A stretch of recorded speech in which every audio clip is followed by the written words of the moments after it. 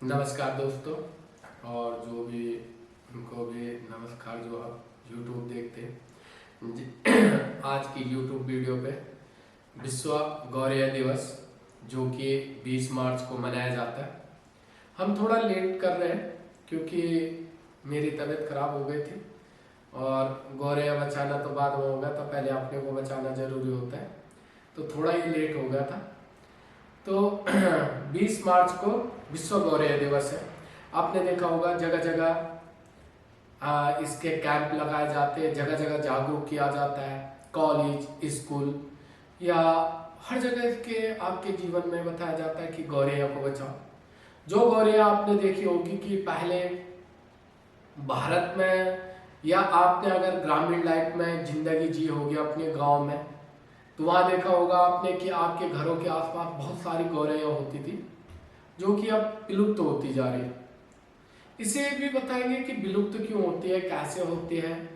जैसे आपने देखा कि हमने इससे पहले वीडियो डाला ही था जिसमें कुकृति सर वो इस चीज़ में बहुत ज़्यादा चीज़ें बताते हैं कि क्या कैसे उन्हें बचाए, उसके घोंसले बांटते हैं, ये सारे कार्यक्रम करते हो। 2022 में देखा हमने उनका प्रोग्राम, 2023 में भी देखा। वो सारा ही अपने खर्चे पे करते हैं, वो गवर्नमेंट से कोई भी मदद नहीं लेते। क्योंकि क्यों बचाना चाहे गौरैया को, ये सब कुछ बताएंगे। पर इससे पहले आपको ये बताएंगे कि अगर गौरैया किसी चीज की हमारे इकोसिस्टम से हट जाता है तो उसका क्या असर पड़ता है। ये सारी चीजें देखने के लिए कि हमारे इकोसिस्टम पे इसका क्या असर पड़ सकता है और कितना बुरा असर हम लोगों पे इस पे पड़ सकता है। जो आज की कहानी बताते हैं हम, ये चीन से बताते हैं, चाइना की बताते हैं। ये कहानी 1958 की है। उस टाइम पे ब्रिटेन, आप जानते थे कि पहले ब्रिटेन सर्वशक्तिमान था। नंबर 1 पे ब्रिटेन चलता था, नंबर 2 पे अमेरिका चल रहा था उस टाइम पे, और जो चाइना था उसकी अच्छी स्थिति नहीं थी, पर वो अपने आप को तीसरे नंबर पे मानता था उस टाइम पे। चाइना की बाद में ज्यादा अच्छी स्थिति हुई, उस टाइम नहीं थे। रसिया, जापान बहुत सारे थे, लेकिन जापान जो है द्वितीय विश्व युद्ध के बाद थोड़ा बैठ चुका था, तो चाइना अपने आप को ऊपर मानता था चाइना। तो चाइना ने कहा कि जैसे आप सभी जानते हो कि चाइना विस्तारवाद नीति से चलता है, कई सारी कंट्रियां उसके अंडर में है जो कर्जा लेके उसके बोझ के तले दबी। तो चाइना उस टाइम पे भी चाहता था कि वो नंबर 1 पे कैसे है। तो उसने कुछ चीजें निकाली कि किस कारण से निकले हो नंबर 1 पे है। और उसके अलावा उसके जो माओ जेडोंग थे, उन्होंने बहुत सारे ऐसे कारनामे करते थे वो कि एक चीज को करते थे, अगर वो विफल हो जाती थी तो दूसरी चीज में लग जाते थे। इस तरीके से वो काम करते थे। तो उन्होंने उस टाइम पे नंबर 1, नंबर 2 पे निकालने के लिए उन्होंने कहा कि क्या हमें करना चाहिए। तो उन्होंने 4 किड्स कैंपेन चलाया था। उस 4 किड्स कैंपेन में क्या था, पहला था मच्छर मलेरिया फैलाते हैं, और मलेरिया फैलने से क्योंकि इतनी सारी दवाइयों का खर्चा होता है, ये सारी चीजें होती है और इससे कहीं ना कहीं देश पे असर पड़ता है। नंबर 2 पे चूहे, जो प्लेग रोग फैलता है चूहों के थ्रू, तो चूहों को मारना। नंबर 3 पे थी मक्खियां, क्योंकि मक्खियां बहुत सारे रोगों को भी जन्म देती है और हैजा, उससे बहुत ज्यादा हैजा भी फैल जाता है। अगर हैजा हो तो उनके थ्रू हो जाता है, या कोई दूसरी बीमारियां भी उनके थ्रू हो जाती है। आप जानते होंगे कि जैसे बोलते हैं खुले में ना खाए, ये ना खाए, क्योंकि मक्खी कहीं गंदी जगह बैठती है, किसी दूसरी जगह बैठती है और फिर वो उस जगह बैठ जाती है, तो उसके जो पैर होते हैं उन पैरों पे वो वायरस चिपक के चले जाते हैं, और वायरस से क्या होता है कि वो दिक्कत हो जाती है, जो उसे इंगल्फ या खाता है तो उससे वो संक्रमित हो जाता। कोई भी हो, मनुष्य हो या अगर जानवरों का होगा तो उसमें भी संक्रमित होने का डर रहता है। जो चौथा था वो चलाया उन्होंने गौरैया को मारने का। अब गोरे का मानने का क्या उनका कारण था, वो उनकी अलग सोच थी, पर वहां पे इस पे बाकायदा रिसर्च हुआ, खोज हुई, और ये कहा गया कि एक गोरैया एक साल में 4 किलो अनाज खाती। अब जब एक गोरैया 4 दिन में, सॉरी, एक साल में 4 किलो अनाज खाते हैं, तो करोड़ों गोरैया कितना अनाज खाते हैं? अगर इतना अनाज ये गोरैया खाते हैं, तो उन्होंने कहा कि हमें जो है अपना अनाज बच जाएगा अगर हम गोरैया को मार देंगे, और अनाज बच के हम नंबर 1 पे आएंगे, क्योंकि हम इस अनाज को बाहरी देशों में बेच सकते। और जितनी चाइना में अगर हमें सामान लेना, राशन लेना पड़ता है, तो अनाज भी हमारा बच जाएगा, बाहर से ना लेने के बजाय बाहर हम इसे बेच सकते दूसरी कंट्रियों में, दूसरे देशों में, और इससे हमें इसका पैसा मिलेगा, और हम इससे दूसरे नंबर 10 साल में, दूसरे नंबर में 10 से 15 साल में दूसरे नंबर पे आ जाएंगे, और 15 से 20 साल में हम पहले नंबर पे पहुंच जाएंगे। ये चाइना की सोच थी। तो उन्होंने सबसे पहले चुना ये फोर्किट कैंपेन्स में कि इनको समाप्त किया जाए। उस टाइम वहां पे जो चीन में थी, वहां पे जो उस टाइम पे सर्वशक्तिमान नेता आए थे, ठीक है, माओ जेडोंग वहां के नेता बने थे, सर्वोच्च नेताओं में माओ जेडोंग आए थे, ठीक है। जैसे अभी भी आपने देखा होगा शी जिनपिंग, आपने कोरोना काल में देखा होगा कि दुनिया में लोग मर रहे थे, वो तब भी अपनी विस्तारवाद नीति से चल रहे थे। तो इस नीति को चलते रहते, दुनिया ने बोला कि कोरोना जो है चाइना ने फैलाया, कहीं आरोप लगे, तो वो अलग अलग वो है। तो उस टाइम पे जो है माओ जेडोंग वहां एक नेता हुए थे जिन्हें माओ जेडोंग के नाम से जाना जाता है, ठीक है। तो वो चीन के कम्युनिस्ट पार्टी के नेताओं में से थे। उन्होंने कहा कि इन चारों को समाप्त करना है, इसके लिए एक कैंपेन, इसके लिए बाकायदा सरकारी कर्मचारियों को, स्कूलों में, इन सबको उन्होंने एक इन लोगों को एक तरीके की ड्यूटी दी, और इनको तैयार करा, सिखाया गया कि कैसे इनको मानना है। अब होता क्या है कि तो चीन ने जब ये नारा दिया, चीन ने the great sparrow campaign in China में चला था। चीन ने एक नारा दिया था उस टाइम पे, the great leap forward, the great leap forward, जिसका हिंदी में मतलब है एक महान छलांग आगे को, या एक विशाल छलांग आगे को, आगे बढ़ना। तो उन्होंने अब अपना कैंपेन शुरू किया। अब जैसे कैंपेन में मक्खी, मच्छर, ये तो पहले से क्या होते हैं कि इन्हें पता है कि इन्हें इंसान, चूहे को, कि इंसान इन्हें मार सकता है, और ये छुपने में सक्षम होते हैं, क्योंकि एक्चुअल में ये इंसान को नुकसान पहुंचाते हैं। लेकिन एक जो गोरैया थी, उसे इतना पता नहीं था कि इंसान को इतना बड़ा नुकसान पहुंचाते हैं और इंसान हमें मारेंगे। तो गोरैया कभी इतना इंसानों को देख के छुपते नहीं थे। जैसे चूहे बिल में चले जाते, मच्छर गायब हो जाते, अगर ज्यादा इतने पकड़ नहीं सकते उन्हें, या मक्खियां उड़ जाती है। तो इसके बाद पहले चुना गया, क्योंकि इसमें यह भी देखा गया कि खाना ये ज्यादा खाते, तो गोरैया को चुना गया। उस टाइम पे एक चीन में एक बहुत बड़ा या एक नारा चला था, वो प्रसिद्ध नारा ये था, जिसका हिंदी में मतलब है गोरैया को मारना है और चीन को चमकाना है, गोरैया को मिटाना है और चीन को चमकाना है। ये चीन में ये नारा उस टाइम पे चला था। उसके बाद कम्युनिस्ट पार्टी के अखबार बीजिंग पीपुल्स डेली ने 5 मई 1958 को लिखा कि किसी भी योद्धा को तब तक नहीं रुकना चाहिए जब तक कि लड़ाई जीत नहीं ली जाती। इस लड़ाई में सभी क्रांतिकारियों को पूरे उत्साह और अपनी पूरी शक्ति के साथ हिस्सा लेना चाहिए, ताकि घटिया चिड़िया के खिलाफ लड़ाई जीत सके और फसलों को बचाया जा सके। तो ये उन्होंने उस टाइम पे कहा। उसके बाद फिर अब शुरू हुआ गोरैया को मारना।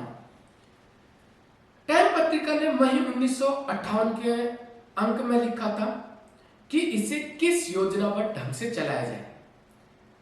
तो उसके लिए स्कूल कॉलेज के जो छात्र थे, सरकारी कर्मचारी और उनके अधिकारी, वो बर्तन टीम, क्योंकि उनको इस चीज में ये ट्रेनिंग दी गई थी कि कैसे गोरैया को मारना है।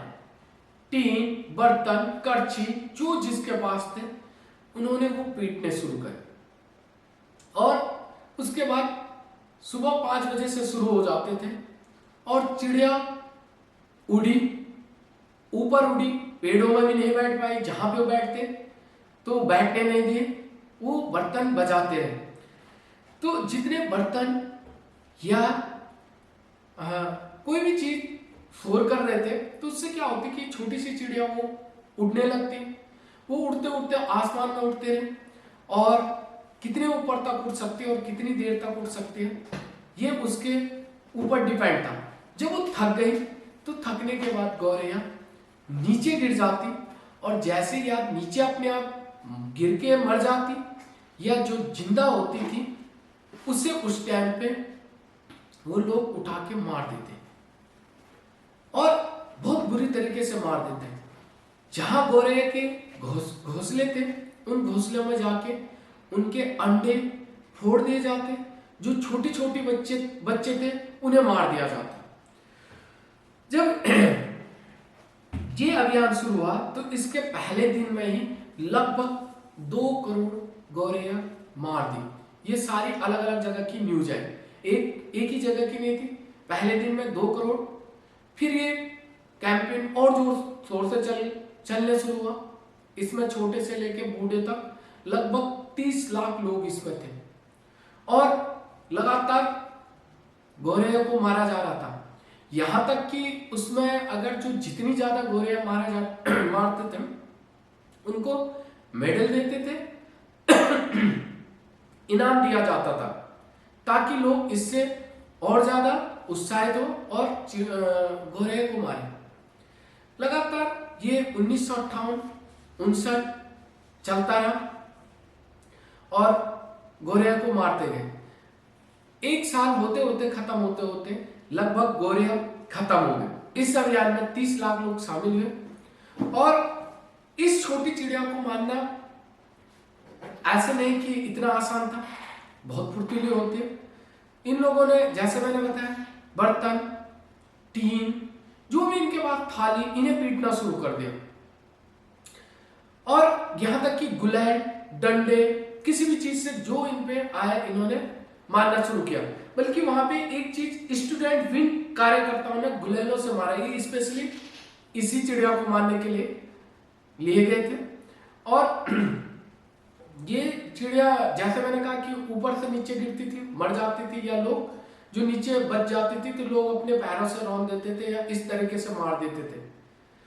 और उसके बाद इसमें जो है कि कुछ गौरैया को पता लगा कि उनको सबसे अच्छा छुपने का जगह पुलिस दूतावास में, तो उठते उठते उन्होंने पुलिस दूतावास में शरण ले ली।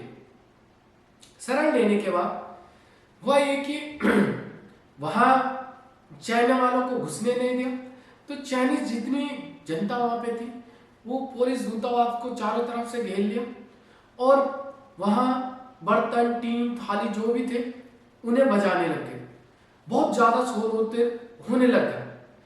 वो जो गौरैया थी उसकी छत में वो या तो भूख से या 2-3 दिन जो छत में आसपास में टकराने से मर गए। 3 दिन बाद जब सारी चिड़िया मर गई तो उन्हें पुलिस दूतावास ने वहां से उतार के गड्ढे खुदवा के बेलचे फावड़ों से दफन किया गया, उन्हें वहां से निकाला गया। इतनी गौरैया पुलिस दूतावास के छतों में थे। लेकिन वो बेरहमी ये थी कि उस टाइम लोग इसकी माला बना के दिखाते थे, माला में बनाए रहते थे और बहुत सारे ऐसे चिड़िया को मारते रहे। 1 साल आते आते गौरैया खत्म होने लगी। वो यहीं पे नहीं रुके, उन्हें फिर और जो भी चिड़िया दिखती थी उन्हें भी मारने लग गए, क्योंकि सारा नुकसान होता था उन्हें ये लगता था। लेकिन अब इस नुकसान का उन्हें क्या खाजमा भुगतना पड़ा। चिड़िया आते आते उन्होंने 1 साल में लगभग खत्म कर लिया। उसके बाद 1961 में पहले भी वहां पे अकाल पड़े, दिक्कतें हुई, चिड़िया तो खत्म हो गई थी। लेकिन जैसे 1958 से चला था 60 के बीच, वहां पे कुछ बाढ़ भी आए, तो इसके कारण वहां पे पहले भी दिक्कतें हुई। लेकिन वहां पे जैसे ही चिड़िया खत्म हुई तो चाइना को सबसे बड़ी प्रॉब्लम से सामना करना पड़ा। वो परेशानी यह थी कि वहां कीट पतंगे ज्यादा हो गए थे, कीड़े हो गए थे जिन्हें गोरे खाते हैं। अब वो कीड़े हो गए तो चाइना ने उसके लिए पेस्टिसाइड्स बनाए जो बहुत ही हार्मफुल थे, इतने हार्मफुल थे कि उन्होंने वहां पे फसल होना को ही बंद कर दिया, और उन कीड़ों ने लगभग फसल को खाना शुरू कर दिया और फसल बर्बाद हो गई। जिस फसल को ज्यादा करने के लिए चीन ने सारी गोरेयों को मारा, वो फसल अब वैसे खत्म होने लग गई। चीन वाले काफी परेशान हो गए। इसके बाद वहां पे इससे ज्यादा तब और दिक्कतें हुई जब टिड्डियों ने हमला कर दिया।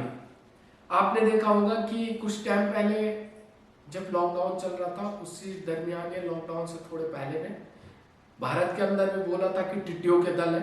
टिड्डियां आपने देखा होगा कि खेतों में जैसे जाती है, रात को खेत रहता, सुबह साफ हो जाता, टिड्डियां सारा खेत साफ कर जाती, चट कर जाती। तो वैसे टिड्डियों ने वहां धावा बोल दिया और चीन के जितने भी फसल थी वो नष्ट कर दी। अब चीन पे अनाज का संकट गहरा गया, चीन में अकाल पड़ गया। और पहले भी वहां पे जैसे मैंने बताया कि बाढ़ थी, बहुत सारे पहले दिक्कतें हो गई थी। अब चीन में भूखमरी हो गए और चीन के लोग भूख से मरने लग गए। उस टाइम पे जो 1959 से 61 के बीच तबाह किया, वहां लाखों भी नहीं करोड़ों लोग, अलग अलग ने अलग अलग उसकी संख्या दी है कि कितने मरे। जहां चीन ग्रेट लीप फॉरवर्ड में कामयाबी हासिल करना चाहता था, तो वहां चीन ने लाखों लोगों को भूख से मार दिया, जिसका जो है आंकड़ा आया कि 3 करोड़ जो वहां पे था, 3 करोड़ वहां बोला गया कि 3 करोड़ लोग मरे। लेकिन चाइना सरकार का स्टेटमेंट था, उसने कहा 3 करोड़ नहीं 1.5 करोड़ मरे। लेकिन वहीं के जो पत्रकार और वैज्ञानिकों ने कहा कि 4.5 करोड़ लोग भूख से मारे गए। लेकिन जो है कोई अलग अलग इसकी नंबर दिए कि कितने मरे, इसका एक्चुअल कुछ है नहीं, किसी ने कुछ दिया। लेकिन उसके बाद जो है एक चीनी पत्रकार जिसका नाम यांग जिशेन था, इन्होंने इस कैंपेन को बहुत नजदीकी से देखा। इनकी एज 25 साल थी और इन्होंने बहुत नजदीकी से इस कैंपेन को देखा था कि क्या चल रहा है, क्या नहीं चल रहा है, कितने गोरे मरे। तो इन्होंने एक किताब लिखी जिसका नाम टॉम स्टोन है। तो उसमें इन्होंने उस अकाल और जो भी गोरे को मारा गया और जितने लोग मरे, इन्होंने सबको बहुत बारीकी से लिखा। इन्होंने अपनी उस किताब में लोगों की संख्या 3 करोड़ 60 लाख बताई। इन्होंने लगभग वहां के लोगों या वहां पूरे चीन में घूम के बात भी करी और लगभग जो इन्होंने आंकड़े एक सही आंकड़े पेश करने की कोशिश करी। तो 3 करोड़ 60 लाख बताए। लेकिन इस बुक को चाइना में भी बैन कर दिया गया था, और जगह तो छोड़ो पर वहां भी बैन कर दिया गया था इस बुक को। फिर चीन को ये वहां की जो विपक्ष की पार्टी थी, उन्होंने भी कहा कि ये गलत है। तो उन्होंने फिर जो है गोरिया को मारना बंद करा।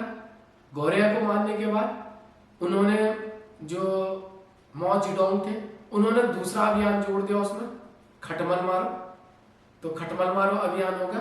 और इस चीज को चीन भले ये बोले ना कि वो बोलते हैं कि ये अकाले जो अब बाढ़ आई या टिड्डियों ने तबाह किया, उन्होंने इस चीज को इतना मानने से तैयार नहीं है, लेकिन इसका कारण ये था और फिर उन्होंने अपनी भूल को सुधार करने के लिए सोवियत संघ से 2.5 लाख गौरवों की खेप मंगाए थे, जो दोबारा से चाइना में सरवाइव कर सके और फिर से जो जहां उन्होंने इतने गोरेयों को मारा था वहां दोबारा से फिर उन्हें मंगानी पड़ी और इस तरीके से चला। क्योंकि मैं ज्यादातर चीज शॉर्ट करने की कोशिश करी, ज्यादातर लोग जो है आप बोलते हो कि शॉर्ट वीडियो छोटी वीडियो करें, वैसे मेरा मानना है कि अगर नॉलेज की वीडियो होनी चाहिए तो पूरी होनी चाहिए। मुझे समझ में भी नहीं आ रहा था कि क्या छोड़ो क्या बोलो, इसमें थोड़ी वो होती।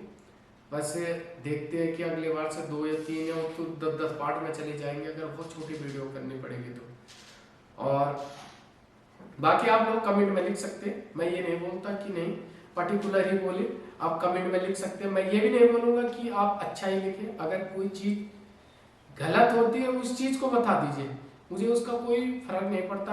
अगर कोई चीज खराब करे और आप वहां लिख दोगे तो मैं तभी उस चीज को सुधार सकता हूँ। और बाकी जो है मैं यही कहना चाहता हूँ कि आप लोग देखिए उससे, तभी आप लोगों को पता चलेगा कि हाँ ये है, ठीक ना।